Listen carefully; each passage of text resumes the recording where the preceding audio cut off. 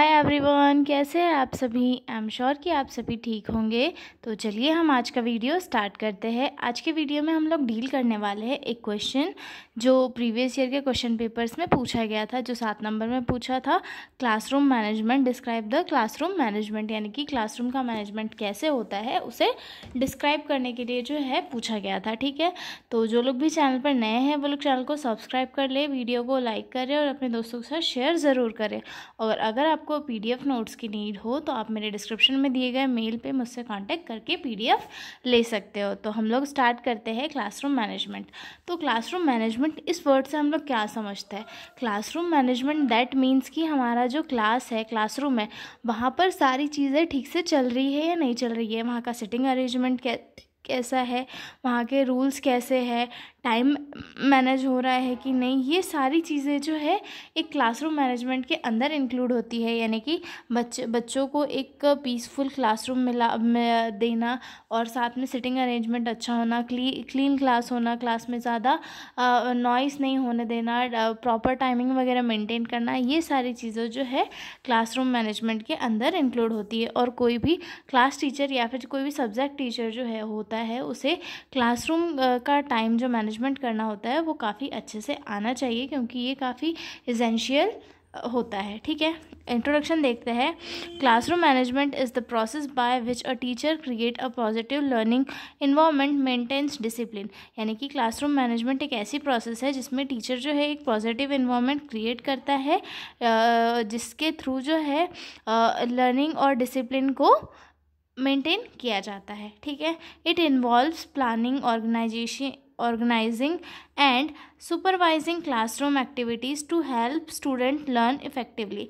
मतलब इसके अंदर प्लानिंग, ऑर्गेनाइजेशन और जो सुपरविज़न होता है, ये सारी चीज़ें इंक्लूड होती है, जो कि स्टूडेंट्स को इफ़ेक्टिवली लर्न करने के लिए हेल्प करती है। ठीक है, अब इसके क्या क्या ऑब्जेक्टिव्स होते हैं, ये क्यों किया जाता है classroom management. To maintain discipline in and order. तो ये जो क्लासरूम मैनेजमेंट है वो क्लास में डिसिप्लिन और ऑर्डर मेंटेन करने के लिए किया जाता है। ठीक है, to promote effective teaching and learning. Effective teaching और लर्निंग को प्रमोट करने के लिए जो है क्लासरूम मैनेजमेंट किया जाता है। ठीक है, to reduce distraction and interruptions. मतलब किसी भी टाइप का कोई भी डिस्ट्रक्शन, जैसे कि साउंड हो गया, नॉइस हो गया, या फिर कोई बच्चा बदमाशी कर रहा है, ये सारी चीज़ें क्लास में ना हो, उसे रोकने के लिए। ठीक है, to build a respectful and supportive environment. मतलब क्लास में जो है एक रिस्पेक्टफुल और सपोर्टिव इन्वायरमेंट बिल्ड करने के लिए क्लासरूम मैनेजमेंट किया जाता है। ठीक है, उसके बाद अगला पॉइंट आता है to manage time, material and student efficiently. मतलब जो टाइम मैनेजमेंट होता है प्रॉपर, उसे मेंटेन करने के लिए भी जो है क्लासरूम मैनेजमेंट किया जाता है। क्लासरूम मैनेजमेंट के अंदर हम लोग ये इंक्लूड करते हैं कि टीचर किस टाइम से आ रहा है, किस टाइम से जा रहा है, चीज़ें कैसे कैसे हैंडल हो रही है। तो अगर प्रॉपर क्लासरूम मैनेजमेंट है तो वहाँ पर टीचर जो है टाइम से आएगा, टाइम से क्लासेस लेगा, फिर उसके बाद दूसरे रिसेस देगा, फिर तो क्लास से बाहर जाएगा। तो ये सारी चीज़ें मेंटेन रहने से क्या होता है, एक डिसिप्लिन मेंटेन होता है, साथ में बच्चों को एक प्रॉपर ढांचा मिल जाता है, स्ट्रक्चर मिल जाता है, जिसमें वो ढल जाते हैं कि हाँ, इस क्लास के बाद ये क्लास है, इसके बाद ये क्लास है। तो बच्चों को भी एक प्रॉपर टाइम टेबल मिलता है, जिसके थ्रू वो इफेक्टिवली लर्न कर पाते हैं। ठीक है, उसके बाद देखते हैं कि कंपोनेंट्स ऑफ क्लासरूम मैनेजमेंट। अब क्लासरूम मैनेज तो करना है, लेकिन इसके लिए क्या क्या चीज़ें चाहिए होती है, मतलब किन किन तरीक़ों से है जो क्लास को प्रॉपरली मेंटेन किया जा सकता है। तो इसमें सबसे फर्स्ट आता है फिजिकल इन्वायरमेंट, देन सेकंड आता है rule and procedures, then third आता है टाइम मैनेजमेंट। ठीक है, तो इसमें सबसे फर्स्ट देखते हैं हम लोग physical environment. Physical environment that means कि क्लास में फिजिकली चीज़ें कैसी है, जैसे कि फर्नीचर कैसा है, बोर्ड कैसा है, चौक है या नहीं, लाइटिंग है या नहीं, खिड़कियाँ खुली है कि नहीं जैसे कि हवा आ सके, फ़ैन प्रॉपर चालू है कि नहीं, ये सारी चीज़ें। ठीक है, arrangement of furniture, setting, ventilation, light etcetera. मतलब क्लास में जो है सारी चीज़ें प्रॉपर होनी चाहिए, clean and safe environment, class साफ भी होनी चाहिए। गंदी क्लास में या फिर बदबू आ रही हो तो वहाँ पर किसी का भी पढ़ने का मन नहीं होगा। ठीक है, comfortable sitting promote focus and learning. मतलब अगर क्लास में जो है कंफर्टेबल सिटिंग अरेंजमेंट्स अगर है तो बच्चों को एक इफ़ेक्टिव लर्निंग के लिए जो है फ़ायदा मिलेगा, ठीक है। उसके बाद सेकंड आता है रूल एंड प्रोसीजर्स। रूल और प्रोसीजर्स का फॉलो होना भी क्लास के मैनेजमेंट के लिए बहुत इंपॉर्टेंट होता है, क्योंकि क्लास में अगर रूल रेगुलेशन फॉलो होंगे तो क्लास में क्या होगा, डिसिप्लिन बना रहेगा और चीज़ें ख़राब नहीं होगी, ठीक है। Clear classroom rule like raise hand to speak और no mobile phone, establish routine like attendance, heading in homework etcetera. That means कि रूल्स जैसे होता है, हम लोग क्या होता है हमारी क्लास में कहीं कहीं क्या होता है कि बच्चे अपने मन से ही खड़े होकर जो बोलने लग जाते हैं, लेकिन नहीं, क्लास में ऐसे रूल होने चाहिए कि सबसे पहले हाथ खड़ा करे क्लास में, अगर टीचर पढ़ा रहा है तो फिर टीचर कहेगा कि क्या प्रॉब्लम है, फिर हम ये बताएंगे कि हमें ये डाउट है, तो फिर उसके बाद जो है बच्चा बोलना शुरू करेगा, मतलब टीचर के परमिशन के बाद ही बच्चा बोलना शुरू करेगा। और तो ये सारी चीज़ें जो है एक डिसिप्लिन वाली क्लास के लक्षण शो करता है, यानी कि जो अच्छी क्लास होती है उसकी ये सारी चीज़ें एक्टिविटी में इंक्लूड होती है। और इससे क्या होता है, ना ही क्लास डिस्टर्ब होती है और ना ही क्लास में कोई भी डिस्टर्बेंस क्रिएट होता है, ठीक है। और जैसे कि होमवर्क और अटेंडेंस वगैरह प्रॉपर होना, और होमवर्क के ऊपर हेडिंग, होमवर्क अच्छे से करना, बोर्ड पर हेडिंग वगैरह लिखना, ये सारे जो रूल्स और प्रोसीजर्स होते हैं ये क्लास में प्रॉपरली मेंटेन होने चाहिए। इससे क्या होगा, इफेक्टिव लर्निंग होती है, ठीक है। उसके बाद आता है time management. Time management start and in class on time, use time wisely for teaching and activities, avoid unnecessary delays. मतलब क्लास में जो होता है टाइम मैनेजमेंट बहुत ही इंपॉर्टेंट होता है, कि अगर कोई क्लास चल रही है तो वहाँ पर अगर प्रॉपर टाइम से क्लासेस लग रही है तो वो काफ़ी अच्छा होता है। जैसे कि टाइम पे टीचर आ रहा है, अपना लेक्चर ले रहा है, उसके बाद जा रहा है, फिर रिसेस हो रही है, फिर दूसरा लेक्चर लग रहा है, फिर जा रहा है, फिर तीसरा लेक्चर लग रहा है, फिर उसके बाद क्राफ्ट का भी एक प्रॉपर टाइम है, प्रैक्टिकल का भी एक प्रॉपर टाइम है, स्पोर्ट्स का भी एक प्रॉपर टाइम है, और जो टीचिंग है उसके लिए भी जो है एक प्रॉपर टाइम है। तो ये अपना अपना एक टाइम मैनेजमेंट होके ये जो है, अगर क्लास में क्लासेस लग रही है दैट मीन्स कि क्लास अच्छे से मेंटेन है, और मतलब कोई भी अननेसेसरी का डिले क्लास में नहीं है। तो हमें क्लास में जो है डिले नहीं करना चाहिए और प्रॉपर क्लास लगाना चाहिए, ठीक है। अब हम देखते हैं कि किन किन टेक्निक से हम लोग क्लासरूम का मैनेजमेंट अच्छे से कर सकते हैं, ठीक है। तो सबसे फर्स्ट आता है इसमें sitting arrangement. Sitting arrangement that means कि बच्चों को बिठाना कैसे है, ठीक है।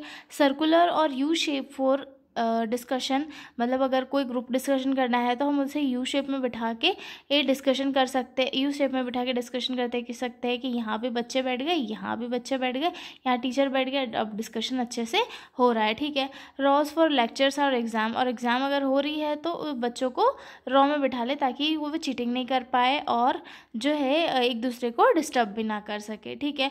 Group sitting for team work, group sitting जैसे कि आसपास गोला बना के बैठना, टीम वर्क के टाइम पे ये सिटिंग बच्चों को प्रोवाइड की जाए। इससे क्या होगा, अगर बच्चे अच्छे से सिटिंग अरेंजमेंट में बैठेंगे तो उन्हें जो है इफेक्टिवली वर्क करने के लिए फ़ायदा मिलेगा, ठीक है। उसके बाद eye contact and moments, teacher should make eye contact with student to keep engaged, walk around to observe and manage the class. एक मतलब जो टीचर होता है जब वो क्लास में पढ़ा रहा होता है तो उस टाइम पे उसे जो है प्रॉपरली हर एक बच्चे से आई कांटेक्ट मेंटेन करके रखना होता है। ऐसे नहीं कि एक बच्चे को देख रहा है तो उसी की तरफ देख रहा है। जो क्लास है, क्लास में चारों तरफ मतलब सामने जितने भी बच्चे बैठ रहे हैं उनसे थोड़ी थोड़ी देर आई कांटेक्ट मेंटेन करना ज़रूरी होता है। जब वो क्लास में पढ़ा रहा होता है तो वो क्लास में चारों तरफ घूम के क्लास को ऑब्जर्व भी कर सकता है कि कोई बच्चा कोई उल्टी हरकतें तो नहीं कर रहा है, ठीक है। उसके बाद positive reinforcement, use prize stars, claps, reward to encourage good behaviour, मतलब बच्चों को स्टार वगैरह देना, प्राइज़ करना या फिर क्लैपिंग वगैरह करवाना, ये सारी चीज़ों के इससे क्या होता है कि बच्चों को मोटिवेशन मिलता है, इनकरेजमेंट मिलता है, जिससे कि वो और ज़्यादा बेहतर तरीके से काम कर सके, ठीक है। कि clear instruction, use simple step by step instruction, check understanding by asking question, मतलब बच्चों को जो भी इंस्ट्रक्शन देना है किसी भी टीचर को तो वो clear instruction they step by step, ताकि बच्चा जो है कंफ्यूज ना हो और बच्चे से ये भी पूछे कि मैंने क्या क्या इंस्ट्रक्शन तुम्हें दिए हैं और तुम्हें क्या क्या वर्क जो है घर से करके लाना है। फॉर एग्जांपल अगर कोई टीचर कह रहा है कि जाओ अच्छे से जो है एक साइंस का प्रोजेक्ट बना के लाओ। तो बच्चे को टीचर ने ये भी समझाना चाहिए कि साइंस के प्रोजेक्ट में वो बनाने क्या वाला है, बना क्या रहा है और उसे कैसे कैसे सारी चीज़ें बनानी है, ठीक है। उसके बाद आता है active listening. Teacher must listen to student patiently, show empathy and respond politely. मतलब टीचर को जो है ऐसा नहीं कि मैं टीचर हूँ मैं किसी की नहीं सुनूंगा, ये सारी चीज़ें नहीं करनी चाहिए। टीचर को स्टूडेंट को पोलाइटली सुनना चाहिए और उसे जो है पोलाइटली जवाब देना चाहिए कि हाँ तुम्हारा ये क्वेश्चन था तो मैं तुम्हें 1 बार 2 बार 3 बार जितनी बार तुम्हें समझ में नहीं आएगा उतनी बार मैं तुम्हें समझाने के लिए रेडी हूँ और मैं तुम्हें समझाऊंगा, ठीक है। पर इसका मतलब ये नहीं है कि बच्चा टीचर का दिमाग खा ले, ठीक है। उसके बाद आता है use of educational technology. Use projectors, PowerPoint videos, charts, models. Use AV aids to make lesson interesting. Use smart board और online apps. मतलब क्लास में जो है एजुकेशनल टेक्नोलॉजी का यूज़ करके भी एक इफेक्टिव क्लास को मेंटेन किया जा सकता है। दैट मीन्स कि क्लास में प्रोजेक्टर या फिर PowerPoint PPTs, वीडियोस या चार्ट या मॉडल का यूज़ करके जो है बच्चों को और ज़्यादा इफेक्टिवली चीज़ें समझाई जा सकती है, ठीक है। इससे क्या होगा कि जो क्लास है वो भी इंटरेस्टिंग बनेगी और बच्चों को जो है मोटिवेशन आएगा कि वो चीज़ों को पढ़ सके और उन्हें इंटरेस्ट भी आएगा करने में, ठीक है। यूज़ स्मार्ट बोर्ड्स और ऑनलाइन ऐप्स का यूज़ करके भी बच्चों को एक इफ़ेक्टिव जो है टीचिंग करवाई जा सकती है। अब उसके बाद हम लोग देखते हैं कि factor affecting of classroom management, यानी कि क्लासरूम जो मैनेजमेंट है उससे कौन कौन सी चीज़ें अफेक्ट करती है, ठीक है। तो सबसे फर्स्ट आता है टीचर्स पर्सनालिटी। ये टीचर पर्सनालिटी के ऊपर भी डिपेंड करता है कि क्लासरूम का मैनेजमेंट कैसा है या कैसा नहीं है। अगर टीचर आलसी है तो टीचर आ रहा है 11 बजे तक, लेक्चर शुरू होना था 10 बजे तक, टीचर आ रहा है और 11 बजे तक बोल रहा है अच्छा बच्चों 11 बज गए अब मैं जा रहा हूँ, ओके।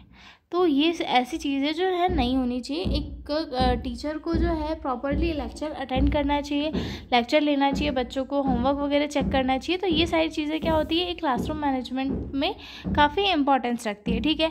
स्टूडेंट बिहेवियर भी काफ़ी इंपॉर्टेंट होता है, क्योंकि अगर स्टूडेंट डिसिप्लिन मेंटेन कर रहा है, सारी चीज़ें प्रॉपरली कर रहा है तो कोई दिक्कत नहीं है। लेकिन अगर जो स्टूडेंट रहते हैं अगर वो बुली गाय जैसे हो गए या फिर ऐसे कोई शैतान बच्चे जो रहते हैं ना क्लास में 1-2, वो जो पूरी क्लास को भंग करके रखते हैं, तो वैसे वाले बिहेवियर से जो है एक प्रॉपर क्लास मेंटेन नहीं हो पाती है, ठीक है। तो इन ऐसे शैतान बच्चों को जो है शांत कराने में या उन्हें हैंडल करने में जो है क्लास में काफ़ी दिक्कतें आती है, ठीक है। क्लास साइज, मोर स्टूडेंट में need strict control and planning. अगर क्लास का साइज़ ज़्यादा बड़ा है तो वहाँ पर भी चीज़ें ख़राब हो जाती है, क्योंकि इतने सारे बच्चों को एक साथ कंट्रोल करना इतना इजी नहीं होता है, क्योंकि बच्चे होते हैं शैतान के बाप। दैट मीन्स कि वो अगर उन्हें हम एक इंस्ट्रक्शन देंगे तो वो बिल्कुल नहीं सुनेंगे, वो उससे उल्टा ही जाकर करते हैं, ठीक है। टीचिंग मैथड भी मैटर करती है कि अगर हम विदाउट AV एड के यूज़ के अगर कोई टीचिंग कर रहे हैं तो बच्चे ना तो उसमें इंटरेस्ट लेगा, ना ही वो जो है उसको पढ़ने के लिए अपनी इच्छा जताएगा। और अगर हम जो है इंटरेस्टिंग AV एड्स और टीचिंग मटेरियल्स का यूज़ कर रहे हैं तो वहाँ पर बच्चा भी जो है अपना इंटरेस्ट दिखाएगा और उसे पढ़ने की कोशिश करेगा, ठीक है। उसके बाद नॉइसी और अनकंफर्टेबल सिटिंग अफेक्ट कंसंट्रेशन। अगर वहाँ पर क्लासरूम में अगर शोर हो रहा है कंटिन्यूसली और या फिर वहाँ का जो सिटिंग पोजीशन है वो प्रॉपर नहीं है तो उससे भी क्या होता है बच्चों का ध्यान हटता है और वो कॉन्सेंट्रेट नहीं कर पाते हैं, जिससे कि एक प्रॉपर क्लास मेंटेन नहीं हो पाती है, ठीक है। अब हम देख लेते हैं कि इम्पॉर्टेंस ऑफ क्लासरूम मैनेजमेंट, मतलब क्या क्या इंपॉर्टेंस है क्लासरूम मैनेजमेंट की, ठीक है। तो सबसे फर्स्ट आता है इसमें help student develop discipline and professionalism. मतलब ये स्टूडेंट के अंदर डिसिप्लिन और प्रोफेशनलिज्म को डेवलप करने के लिए बहुत इंपॉर्टेंट होता है। सेकंड आता है encourage active learning of complex topics. मतलब एक्टिव लर्निंग को इम्प्रूव करता है, इनकरेज करता है, ताकि जिससे क्या होता है कॉम्प्लेक्स है जैसे कि कोई कठिन टॉपिक भी हो तो उसे जो है बच्चा अच्छे से समझ पाता है, ठीक है। Reduces stress and increase focus in clinical learning. मतलब जो इफेक्टिव जो क्लास होती है प्रॉपर मेंटेन क्लास, तो उससे क्या होता है कि प्रॉपर बच्चे भी स्ट्रेस को कम करके एक इफेक्टिव तरीके से लर्न कर पाते हैं, ठीक है। Prepare student for professional behaviour in hospitals and health care settings. मतलब स्टूडेंट्स जो है एक प्रोफेशनल तरीके से वर्क कर सकते हैं, मतलब अपने आप को प्रिपेयर कर सकते हैं, ठीक है। उसके बाद अगला पॉइंट आता है promotes mutual respect, communication skill and team work. मतलब एक मेंटेन क्लासरूम के थ्रू जो है बच्चों के अंदर एक रिस्पेक्ट और एक कम्युनिकेशन स्किल्स जागती है, जिसके थ्रू वो बेहतर टीम वर्क या फिर ग्रुप डेवलपमेंट की जो प्रोसेस होती है वो अच्छे से कर पाते हैं, ठीक है। तो ये सारी थी इंपॉर्टेंस ऑफ क्लासरूम मैनेजमेंट, और ये क्वेश्चन था हमारा क्लासरूम मैनेजमेंट वाला। आई एम श्योर कि आपको ये समझ में आ गया होगा। तो हम मिलेंगे अगले वीडियो में एक नए क्वेश्चन के साथ। तब तक ले बाय बाय। और PDF नोट्स चाहिए हो तो मेरा ईमेल दिया हुआ है डिस्क्रिप्शन में, उससे आप ले सकते हो। तो मिलते हैं अगले वीडियो में, बाय बाय।